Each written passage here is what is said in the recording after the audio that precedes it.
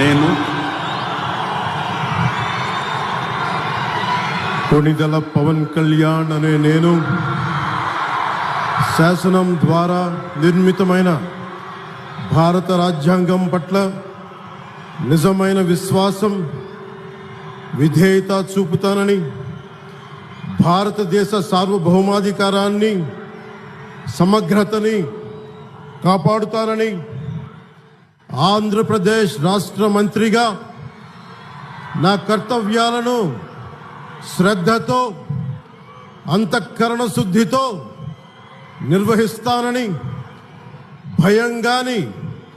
పక్షపాతం గాని, రాగద్వేషాలు గాని లేకుండా రాజ్యాంగాన్ని, శాసనాలని అనుసరించి ప్రజలందరికీ న్యాయం చేకూరుస్తానని